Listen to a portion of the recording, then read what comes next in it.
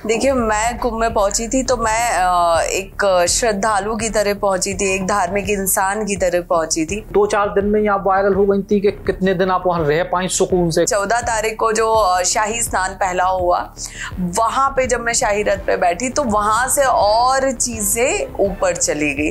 तो मुझे लगता है मैं 9 तारीख को पहुंची हूँ और 10 तारीख की रात से चीजें वायरल होना चालू हुई है। लोगों ने आपसे कही कि भैया जी खूबसूरत साध्वी, क्योंकि मैं साध्वी नहीं हूँ और मैं अभी साध्वी बनने लायक भी नहीं हूँ। मैं तो ये भी खुल के बोलती हूँ कि मैं अभी उस लायक नहीं हूँ कि मुझे साध्वी बोला जाए। जो है एंकरिंग कर रही हैं, साध्वी ऐसे कपड़े पहन रही हैं, तो उससे जज कर रहे हैं। सफाई देना मुश्किल है या सफाई देने को प्रयास कर रही हैं कि जो हो रहा होने दो? देखिए, मैंने एक हद तक कोशिश की, प्रयास किया कि मैं चीजों को क्लियर कर पाऊं, लेकिन फिर मुझे समझ में आया कि लोग चाहते ही नहीं है कि कुछ भी क्लियर हो। भैया और राम राम नमस्कार। हमें तो चिंता ही हुई हो। नाम है हमारा सचिन चौधरी और जो आज मेहमान हमारे संग हैं बुंदेली बौछार में, उनको भी आप चीनत हुई हो और उनको तो अब पूरा देश और पूरी दुनिया चीन रही है। काहे के पूरे देश भर में उनको वायरल साध्वी के खिताब से नवाजेगा है। महाकुंभ में आदमी अमृत ले भी जात तो, लेकिन ई वेर हर सारे छारिया लोगों को दिखाई दी और के बाद जैसी वायरल भई कि इनको आखिरकार सुनी है। अब बाकी तो इनसे पूछें कि इनको फिर कुंभ से लौट नहीं पड़े कि भैया लोग कुंभ नहा लो, हमें ना देखो। तो हर्षा राम राम। राम राम। हर्षा जो है, अब हमसे शुरुआत यहीं से करें कि हमसे बहुत सारे लोग कह रहे थे कि भैया बुंदेली बौछार आप चलाते हो, हर्षा बुंदेलखंड से जुड़ी हैं, आपसे कैसे छूट गई? तो हमने बताई कि और आपको भी याद दिलाई आज के आज से करीब कितने 12-13 साल पहले जब हमारी एक मैगजीन थी, वो मैगजीन में आपने भी कछु आर्टिकल लिखे हैं। कछु दिन आप हमारे कार्यालय भी आई हो, तो परिचय तो वो पुराना तो रिकॉल होगा, लेकिन अब अपन कुंभ से शुरू करें, फिर पीछे फ्लैशबैक में चलें कि कुंभ में अचानक से आप जब पहुंची तो एज ए इन्फ्लुएंसर पहुंची थी या एज साध्वी पहुंची थी या एज धार्मिक पर्सन पहुंची थी या फिर श्रद्धालु की तरह पहुंची थी? देखिए, मैं कुंभ में पहुंची थी तो मैं एक श्रद्धालु की तरह पहुंची थी, एक धार्मिक इंसान की तरह पहुंची थी और वही मैं रहना चाहती थी, वही करना चाहती थी कि मैं जाके वहां पे अलग अलग आश्रमों में रहूं, अलग अलग साधु संतों से मिलूं, अलग अलग तपस्वियों से मिलूं, उनका आशीर्वाद लूं और जिस वजह से वो कुंभ होता है, जिस साधना के लिए वो कुंभ होता है, उसको मैं जानूं। लेकिन जब आप पहुंची तो आपके पहुंचने और वायरल होने के बीच में कितना समय जो है, कितना समय लगे? 2-4 दिन में ही आप वायरल हो गई थी कि कितने दिन आप वहां रह पाई सुकून से, कि जो आप कोशिश करके गई थी कितने दिन सुकून से वो कर पाए? देखिए, मैं 9 तारीख को प्रयागराज पहुंची थी, 10 तारीख को पेशवाई हुई थी आचार्य जी की। उस 10 तारीख की पेशवाई से 10 तारीख की शाम से चीजों को वायरल करना शुरू किया गया कि खूबसूरत साध्वी, और 10 तारीख से उस टैग से मैं वायरल होना स्टार्ट हुई और 14 तारीख को जो शाही स्नान पहला हुआ, वहां पे जब मैं शाही रथ पे बैठी तो वहां से और चीजें ऊपर चली गई। तो मुझे लगता है मैं 9 तारीख को पहुंची हूँ और 10 तारीख की रात से चीजें वायरल होना चालू हुई है। फिर कितने दिन रुक पाई वहां? फिर भी मैं रुक के तो आई हूँ 22 दिन। जी, तीसरा स्नान करके फिर मैं वहां से वापस आई। लेकिन जब लोगों ने आपसे कही कि भैया जी खूबसूरत साध्वी, विश्व की सबसे सुंदर साध्वी, तो ऐसे टैग जब आप साध्वी अपने आप को बार बार करेंगे हम साध्वी नहीं हैं, तो उन टैग से आपको खुशी भई, दुख भई, तकलीफ भई या मैनेज करने में मुश्किल भई?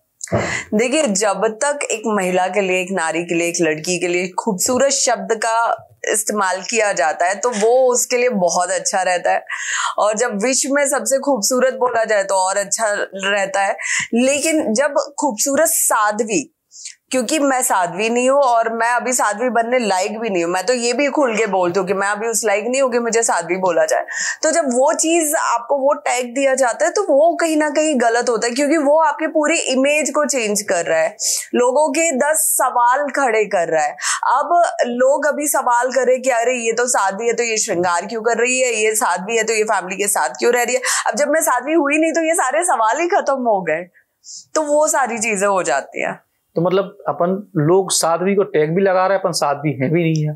तो जो कर रहे वो भी नहीं कर पा रहे। तो ऐसी डबल कंफ्यूजन तो नहीं कि अब चूंकि हम लगातार देख रहे कि जैसे वो तो सोशल मीडिया में है कि आपको एक रील देख लो तो 100 वही देखने लगती है। हर आदमी आपके जो पुराने वीडियो है ना, कि साध्वी जो है एंकरिंग कर रही हैं, साध्वी ऐसे कपड़े पहन रही हैं, तो उससे जज कर रहे। तो ये भी अपने आप में पुरानी चीजों की सफाई देना मुश्किल है, या सफाई देने को प्रयास कर रही हैं कि जो हो रहा होने दो। देखिए, मैंने एक हद तक कोशिश की, प्रयास किया कि मैं चीजों को क्लियर कर पाऊं, लेकिन फिर मुझे समझ में आया कि लोग चाहते ही नहीं है कि कुछ भी क्लियर हो। ठीक है, और मैंने बहुत से वीडियोस मैं खुद देख रही हूँ, पुराने वीडियो उठा के बोल रहे हैं कि देखिए साध्वी क्या कर रही है। तो जब मैं साध्वी हुई नहीं तो वो प्रश्न चिन्ह होना ही नहीं चाहिए। और दूसरी चीज, अगर मैं साध्वी होती भी तो भी वो मेरे पुराने वीडियोस हैं। कोई इंसान जन्म से साधु साध्वी सन्यासी तो होता नहीं है, वो बाद में आगे गुरु दीक्षा लेता है, गुरु जी की आज्ञा लेता है, उनके सानिध्य में रह के वो साधु साध्वी या तपस्वी सन्यासी जो भी बनता है। तो जब हर इंसान की पुरानी लाइफ होती है, हर साधु सन्यासी तपस्वी की पुरानी जिंदगी होती है, ठीक है, तो आप पुरानी जिंदगी से किसी को जज कर ही नहीं सकते कि ये पहले ही कर रही थी, अब ये साधु बनी है। तो इसमें दिक्कत क्या है? ये तो आपको जान के खुशी होनी चाहिए कि पहले वो ग्लैमर लाइफ में थी, अब वो साध्वी बन गई है, साधु बन गई है, ये खुशी की बात है। अभी कोई लड़की अगर उसी महाकुंभ से निकल के और ग्लैमर वर्ल्ड में चली गई है तो आप बहुत वाही वाही कर रहे हो कि देखो उसकी जिंदगी बदल रही है, और कोई लड़की वो जिंदगी छोड़ के यहाँ पे आ रही है तो आप उसकी लाइक ताने मार रहे हो, रोस्ट कर रहे हो, ट्रोल कर रहे हो। तो ये तो फिर लाइक दो मुहा चेहरा हो गया ना समाज का। तो दो मुंहा चेहरा हो गया। लेकिन अगर अपन जब थोड़ा और फ्लैशबैक में चलें कि आपको हमने बहुत शुरुआत से अगर बात करें, जब हमने पहली बार आपसे भोपाल में हम मिले आज से 12-14 साल पहले, आप एंकरिंग उस समय कर रही थी। तो एंकरिंग करने के बाद फिर आप जो है अपने सोशल मीडिया इन्फ्लुएंसर के तौर पे आपने बहुत कई जगह काम किया। तो वहाँ से का सफ़र कैसे, मतलब इधर से लेके, ठीक है अभी आप साध्वी नहीं है लेकिन आप साधु संतों के पास तक पहुँची हैं, तो जो 12-14 साल का सफ़र है जो आपका ओवरऑल, तो ये कहाँ से कहाँ पहुँचा है? देखिए, मैं तो आप मुझे इतने पुराने टाइम से जानते हैं, तो मुझे लगता है कि मेरी अच्छी खासी लाइफ चल रही थी। मैं एंकरिंग कर रही थी, मैं देश में विदेश में आराम से घूम फिर रही थी, काम कर रही थी, सब चीज़ है। लेकिन क्या होता है कि जब आपकी नियति कुछ और होती है, हो सकता है और ऐसा डेफिनेटली होगा कि मेरा उतना कार्यकाल, उतना समय लिखा हुआ था उस इंडस्ट्री में काम करने का, तब तक ईश्वर ने मुझे बहुत अच्छा नाम और काम दिया है। और फिर उन्होंने निर्धारित किया कि भाई इस एज में जब ये पहुंचेगी, इस साल से इसकी जिंदगी में ये परिवर्तन होंगे। देखिए, बिना ईश्वर मर्जी के तो इस ब्रह्मांड में कुछ नहीं हो सकता, ये सच्चाई तो आप भी मानते होंगे।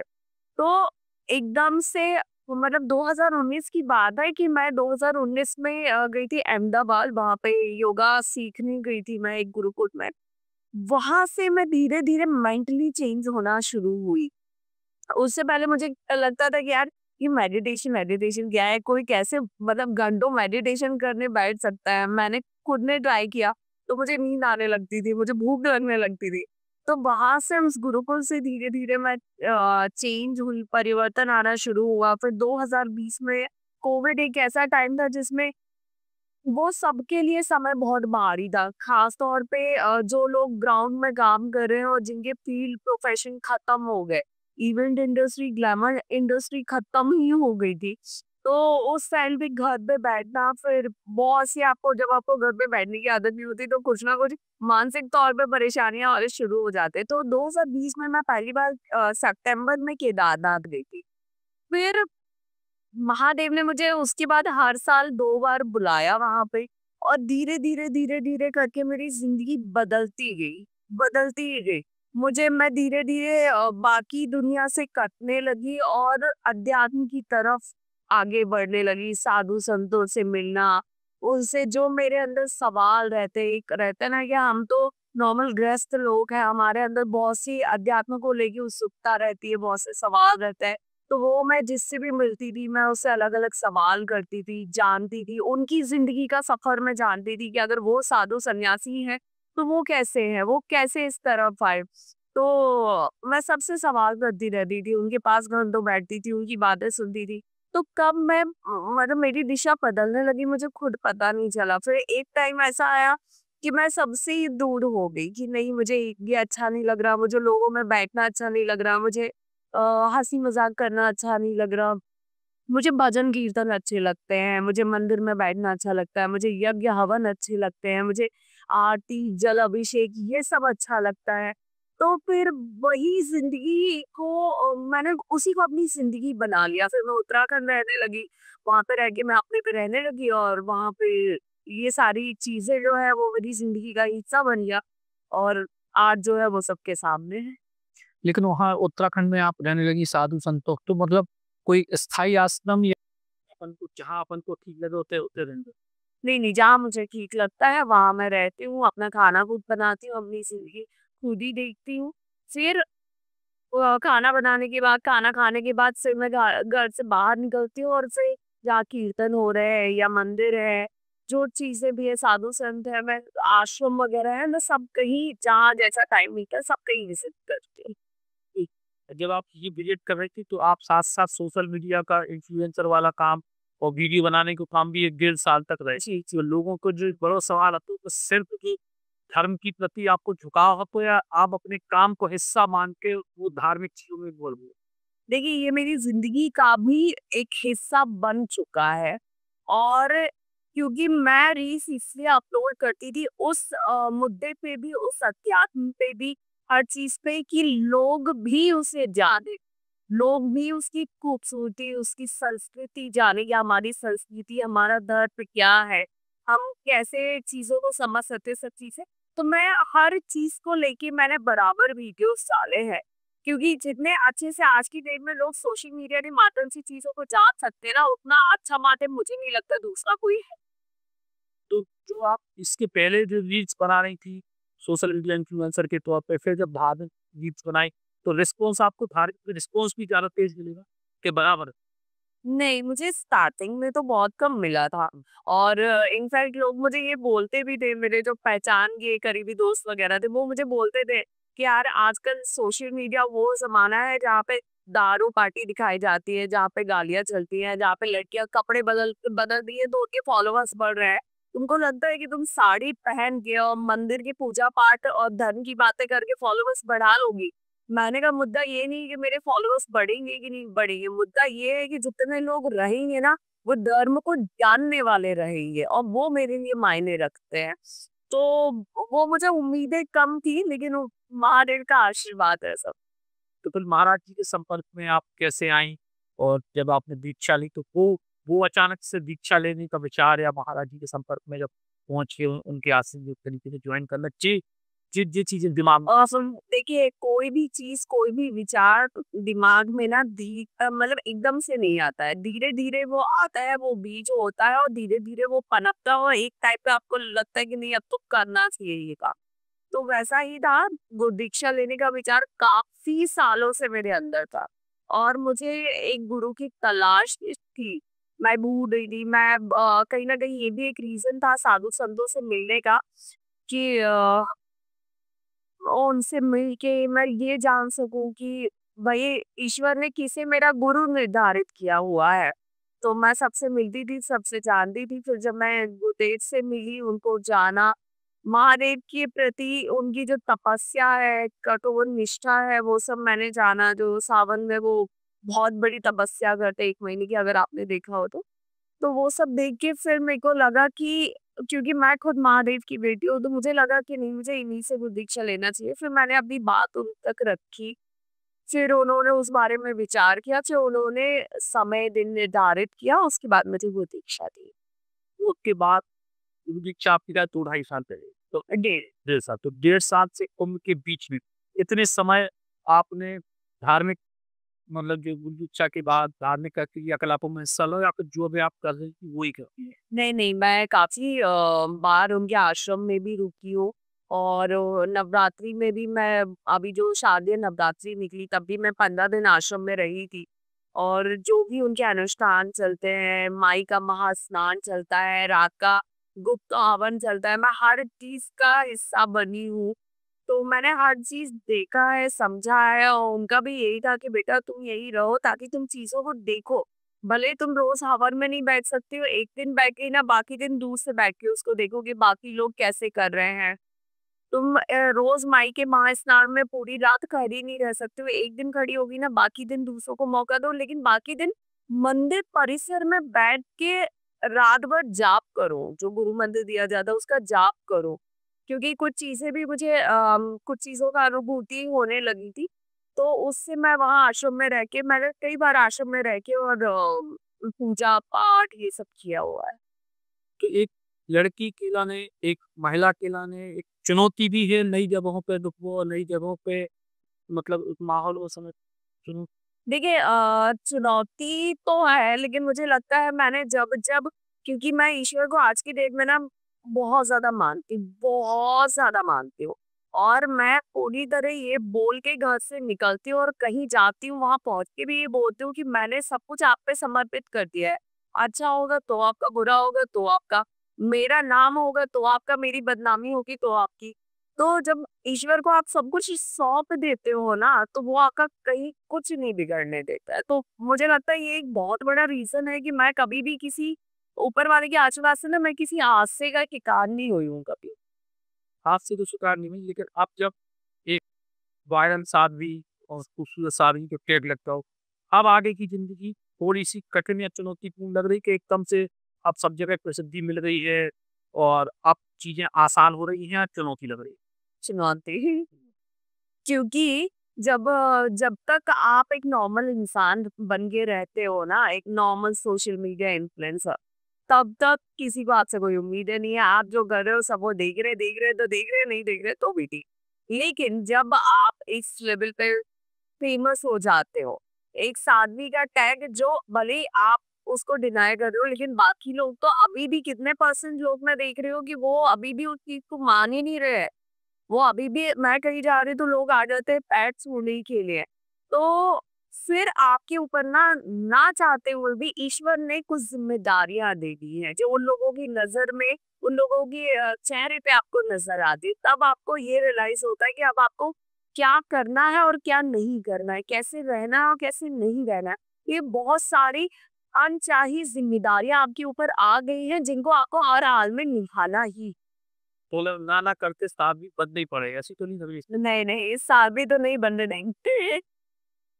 लेकिन एक बात ये भी है ना कि देखिए, अभी मेरे लिए ये सवाल है ही नहीं कि मैं साध्वी बनूंगी या नहीं बनूंगी, गृहस्थ जीवन जीऊंगी या नहीं जीऊंगी। मेरे लिए ये सवाल नहीं है। मेरे लिए सवाल ये है कि जिस संकल्प को मैंने प्रयागराज में ले लिया है और लोग अब मुझे जिस नजर से देख रहे हैं, उन उम्मीदों को मैं कहाँ तक पूरा कर पाऊंगी। उन उम्मीदों को पूरा करना मेरे लिए बड़ा काम है। तो मैं अब जब यहाँ से शुरू करूंगी, तो मैं शुरू करूंगी एक धर्म पे चलना, धर्म के प्रति लोगों को जागरूक करना, समाज को जागरूक करना। और अभी फिलहाल में ही हमने एक दो दिन में जो कुछ सोशल मीडिया पे देखा हुआ है कि किस तरह आज का युवा गालियों को देना, अभद्रता करना, स्टैंड अप कॉमेडी के नाम पे उसको कितना खून मार रहा है। तो हमें उन सब चीजों को साइड में करवा के युवाओं को धर्म संस्कारों से जोड़ना जरूरी है। वरना आप देख रहे हो कि हमारा जो देश है, हमारा जो युवा है, हमारी जो पीढ़ी है, वो किस गलत दिशा का एक निशाना बन रही है। तो बहुत ज्यादा भी समाज को सुधारने की, जागरूक करने की और धर्म से जोड़ने की बहुत ज्यादा जरूरत है, जिसके लिए मैं काम। तो मतलब बिना साध्वी बने बाकी धर्म के काम, यही फॉर्मेट मान। तो लेकिन अब इसमें फिर वही बात कि जब आप धार्मिक रास्ते पे हो, जब आप ज्ञान की बातें कर रहे, तो फिर अब ज्ञान की बातें आदमी वही से सुनना पसंद करे, जिस जिस जो बाबा हो, संत हो, उनसे सुनना ज्यादा पसंद करे, तब आदमी देखिए, अगर ऐसा हो रहा होता तो हमारे कितने कथावाचक हैं जो गृहस्थ है, लेकिन कथा वही कर रहे हैं और लोग उनसे ज्ञान की बातें सुन रहे हैं, फिर तो सब बिना ब्याह के बैठे रहते हैं, है ना। तो ऐसा कुछ भी नहीं है। इंसान आपके बड़े ही स्टार्टिंग में वो ना समझ पाए, आज स्टार्टिंग में आपको मेरी बात नहीं समझ में आ रही हो, लेकिन धीरे धीरे जब आप देखना सुनना शुरू करोगे ना, तो आप धीरे धीरे मेरे भाव समझना शुरू करोगे कि ये क्यों, क्या, किस लिए बोल रही है उसे करने से होगा क्या। तो धीरे धीरे लोग आपके भाव समझने लगते हैं, उनको नहीं फर्क पड़ता है कि आप गृहस्थ हो या साधु सन्यासी हो, आप क्या बोल रहे हो, किस लिए बोल रहे हो, इसका क्या रिजल्ट होगा, ये मैटर करता है। तो अब यहीं से एक बात, एक शब्द पकड़ में आया, कथावाचक। तो कहीं साधु से थोड़ा सा एक वो वाली कोई वो एक कॉन्सेप्ट दिमाग में तैयार तो नहीं हो गया? कथावाचक एक बढ़िया फॉर्मेट है। मुझे लगता है ज्यादातर आइडिया तो आप मेरे माइंड में मिक्स करते हो, तो अभी मैंने इस बारे में नहीं सोचा है। और कथावाचक बनने के लिए भी बहुत सारा ज्ञान चाहिए, मुझे लगता है 1-2 साल तो मेरा फिर पढ़ने में निकल जाए, तो अभी मैंने उस बारे में नहीं सोचा। लेकिन फिर भी आपकी किस्मत आपको कहाँ लेके जाएगी, ये तो सिर्फ ईश्वर को पता है। मेरे लिए तो अभी सारे रास्ते खुले हैं, चलना किस दिशा में ये ईश्वर निर्धारित करेंगे। तो ये अभी मैं कुछ भी नहीं बोल सकती कि मुझे ये नहीं करना है या मुझे ये करना है। तो ये आने वाले कुछ दिन में ही क्लियर हो जाएगा कि हर जगह किस रास्ते पे चली थी। मतलब जया कस्तूरी जी को कोई कंपटीशन देवे भी इस चीज से? कहाँ वो उनका ज्ञान और कहाँ मैं अभी आई हूँ, उनसे मुझे बहुत कुछ सीखने की जरूरत है। लेकिन जैसे बहुत सारे कथावाच, जैसे अपन कथावाचकों की बात करें, बहुत प्रसिद्ध हैं, चाहे बागेश्वर धाम के धीरेन्द्र के शास्त्री जी हों, जया किशोरी जी हों, अनिरुद्धाचार्य जी हों, देवकी नंदन जी। आप जब धर्म के रास्ते पे जुड़ी, आमतौर पे जो सोशल मीडिया के जो इन्फ्लुएंसर या जो युवा है आज की तारीख में, सीधे इन लोगों से कनेक्ट होते, लेकिन आप बद्रीनाथ या केदारनाथ या उत्तराखंड में जो अखाड़ों में या बाकी जो महंत है उनके पास, तो इनमें इनकी तरफ आप नहीं पहुंची? मतलब आपका कहीं मन नहीं हुआ गया चलो आप बागेश्वर महाराज जी से मिलते हैं, अनिरुद्धाचार्य जी से मिलते हैं, या जया किशोरी जी से मिलते हैं? तो ऐसा मन नहीं हुआ? नॉर्मली जो रील देखने वाला और रील बनाने वाला तो पहले वहीं जा रहा है। देखिए सबका खिंचाव अलग अलग दिशा में होता है, सब एक ही दिशा में नहीं चल सकते हैं। तो ऐसा नहीं है, मैं जया किशोरी जी को भी सुनती हूँ, मैं बागेश्वर वाले महाराज जी को भी सुनती हूँ, मैं अनिरुद्धाचार्य महाराज जी को भी सुनती हूँ, सबको मैं सुनती हूँ, ऐसा कुछ नहीं है। लेकिन मेरा जो खिंचाव रहा है वो ज्यादातर मंदिर में, पहाड़ में, आश्रमों में, साधु संतों के समक्ष बैठ के, क्योंकि ये शायद मेरी स्कूल टाइम से ही आदत रही है कि मुझे अगर दूर से समझाया पढ़ाया जाए तो मुझे कभी समझ में नहीं आया। मुझे चाहिए कि मेरा टीचर ना मेरे पास बैठ के और मुझे एक ही मेरी गलती सुधारे कि बेटा यहाँ गलत है, इसका आंसर ये होगा। तो वही आदत मेरी अब भी है कि मुझे ऐसा गुरु, ऐसा कोई ज्ञान नहीं चाहिए जो मुझे सोशल मीडिया पे मिल रहा है यूट्यूब के माध्यम से, या जिसको मैं दूर से कहीं से सुन लूं कि अरे उन्होंने ये बात बोली है। नहीं, मुझे चाहिए कि भले कोई छोटी सी झोपड़ी में कोई साधु संत बैठे हो जो किसी से ना मिलते हो, मैं उनसे निवेदन करूं कि आप मुझे बस आधे घंटे अपने पास बैठने की इजाजत दे दीजिए, मुझसे बात मत कीजिए, कुछ बात मत कीजिए, आपको गुस्सा करना आप गुस्सा कर दीजिए, मुझे बैठे रहने दीजिए। क्योंकि आप जब वहां जाके बैठते हो ना, आपको नहीं पता उनके गुस्से में भी वो कौन सा एक वाक्य ऐसा बोल दे जिससे आपकी जिंदगी बदल जाए। तो मुझे ये पसंद है कि मैं साधु संतों के सानिध्य में बैठूं, उनकी बातें चाहे गुस्सा हो चाहे आशीर्वाद हो, मैं सब सुनूं और उससे मैं अपनी जिंदगी में बदलाव लाऊं। ये मुझे पसंद। जब घर की बात करें, आपके घर परिवार में क्या रिएक्शन, जो जब जैसे कुंभ में आप गई, उसके पहले तक तो ज्यादातर जर्नी आप बताए कि अपने परिवार के सब मम्मी पापा भैया को बता के ही जाती हो, लेकिन जब कुंभ में अचानक से जब वायरल हुई तो उसके बाद परिवार से कैसे रिएक्शन आए? मतलब बातचीत जब भई तो किस तरह के रिएक्शन आए? मम्मी पापा को चिंता भई कि अब बड़ी ज्यादा वायरल हो गई? नहीं यार, देखिए मैं जब यहाँ से गिरिडीह प्रयागराज जाने से पहले मैं ऋषिकेश से पहले भोपाल आई थी। मैं यहाँ 3-4 दिन रही, यहाँ से मैंने सामान पैक किया और मैंने बोला मैं प्रयागराज जा रही हूँ। तो सब कुछ नॉर्मल था। अब वहाँ पहुंची, वहाँ पे एकदम से मम्मी मुझे शेयर कर रही, क्योंकि मैं तो प्रॉपर नेटवर्क में थी नहीं, तो मम्मी शेयर कर रही है कि बेटा देखो तुम्हें बोल रहे हैं विश्व की सबसे सुंदर साध्वी। तो हम लोग मजाक में उसको ले रहे हैं, क्योंकि मेरे घर वालों को पता है कि ऐसा कुछ नहीं है, तो हम लोग मजाक में ले रहे हैं। तो मम्मी मेरा बड़ा मजाक उड़ा रही है कि देखो हमारी लड़की को सबसे सुंदर बोल दिया, ऐसा वैसा। लेकिन जब चीजें ज्यादा बढ़ी तब उनको कहीं ना कहीं, माता पिता है उनको टेंशन होता है कि हमारी बेटी किसी मुसीबत में तो नहीं फंसी है, सब ठीक है कि नहीं है। तो उससे वो थोड़े परेशान हुए थे, लेकिन क्योंकि हमारी बराबर फोन पे बात हो रही थी और बीच में 2 बार पापा भी प्रयागराज आके मुझसे मिल के गए, तो फिर वो सेटिस्फाइड थे कि नहीं सब बढ़िया चल रहा है। तो अब साध्वी आपको बनने नहीं, या साध्वी और शादी अब मिलते जुलते शब्द हैं, तो शादी वादी की तरफ जाकर कोई विचार के विचार त्याग दो? मैंने आपको वही बोला कि आने वाले समय में क्या निर्धारित है ये तो ना मुझे पता है ना आपको पता है। और मेरे लिए फिलहाल, क्योंकि मैं एक गृहस्थ इंसान हूँ, मेरी फैमिली है, तो मेरे लिए तो सारे रास्ते खुले हुए हैं। आने वाले टाइम में क्या ईश्वर को सही लगता है, वो मुझे किस मंजिल तक पहुंचाता है, ये तो उन्हीं को पता है, ये तो किसी को नहीं पता है। तो हो सकता है कि मैं शादी भी कर लूँ, हो सकता है मैं साध्वी भी बन लूँ। ये कि मैटर ये करता है कि मैं जिस रास्ते पे चलने के लिए बढ़ रही हूँ, उस रास्ते से मैं ना हूँ। तो एक महत्वपूर्ण बात ये है कि जब आप बहुत सोशल मीडिया पे वायरल हो, तो हम भी चूंकि डिजिटल मीडिया सोशल मीडिया के फील्ड पे काम कर रहे हैं, तो जितनी आपकी प्रसिद्धि बढ़ती उतनी कई बार पैरेलल नेगेटिविटी भी बढ़ती। तो ये चीज से कैसे अबे आप निजात पा रहे हैं, अपने मन मस्तिष्क को कंट्रोल करेंगे कि भाड़ में जान दो? उसका तो इकलौता सॉल्यूशन तो यही है कि अब भाड़ में जाएंगे। तो ये भाड़ में जान दो तक कैसे पहुंचे, जब सुबह दोपहर शाम हर इंस्टा पे फेसबुक पे आपको लगातार ट्रोल करे जाए, या अलग अलग कारणों से पॉजिटिव लोग भी होते, लेकिन जब नेगेटिव लोग हैं तो इस मानसिकता से कैसे पार पा रहे हैं? मुझे पता नहीं क्यों मेरे इंस्टाग्राम ने तो दिखाना ही बंद कर दिया कि मुझे ट्रोल किया जा रहा है। तो मुझे इस बारे में कोई खबर नहीं है। हाँ, भूले भटके के कोई मुझे मेरा नोन अगर वीडियो कोई शेयर कर देता है, तो अभी मैंने सबको बोल के रखा है कि देखो, नेगेटिव जो भी है ना, वो मुझे बताओ मत। क्योंकि हमारी सच्चाई हमको पता है ना, हम दुनिया को अब कितना बताएंगे और क्यों बताएंगे। आप एक हद तक ही कोई चीज क्लियर करोगे, उसके बाद वही स्टेटमेंट के बाहर में जान लो, तो आप मुझे कोई फर्क नहीं पड़ता। ना ऐसी चीज मैं देखती हूँ ना सुनती हूँ। इनफैक्ट अगर कोई वीडियो भी मैं पोस्ट कर रही हूँ, मुझे समझ में आ गया कि कुछ जो समाज के लोग हैं वो विकृत मानसिकता से जूझ रहे हैं। उनके सामने आप किसी को भी इस वक्त ला दो, मैं कह रही हूँ भगवान भी आ जाए ना, तो वो भगवान में भी कमी निकाल दे। वो इतना ज्यादा खुद की जिंदगी से त्रस्त है, वो दूसरों को और परेशान कर रहे हैं। तो मैं वीडियो पोस्ट करती हूँ, मैं कभी कमेंट नहीं पढ़ती हूँ। बोलो, बोलते रहो। एक दिन बोल के आप खुद ही थक जाओगे ना। आपको बोलने में मजा आ रहा है तो मेरे पास, और सच में मेरे पास इतना टाइम ही नहीं है कि मैं बैठ के कमेंट पढ़ूं किसने अच्छा किया कि किसने बुरा किया। तो जो सपोर्ट कर रहे हैं मैं उन पर फोकस कर रही हूँ, जो बुराई कर रहे हैं, नेगेटिव बोल रहे हैं, उनकी तरफ मेरा कोई ध्यान नहीं। तो नेगेटिविटी को जब आप दूर कर रही, और अब एक आखिरी सवाल कि आपको बुंदेलखंड कनेक्शन क्या है? दर्शक बहुत हमारे जो कई सारे दर्शक इच्छुक रहे कि अलसा आचार्य को बुंदेलखंड कनेक्शन का है। देखिए, मेरा जो जन्म है वो बुंदेलखंड का है, झांसी के पास मौरानीपुर का। और मुझे लगता है जब मैं वहाँ पे वायरल हो रही थी, तब कुछ मीडिया चैनल मेरे गांव तक पहुंच गए थे, दादी से दादी के पास गए थे। तो वहां से मेरी रूट से मेरा जन्म है। और उसके बाद फिर हम लोग, आई थिंक जब मैं क्लास में थी तब हम वो 5 शिफ्ट हो गए थे। 8 क्लास में मेरा एडमिशन हुआ था।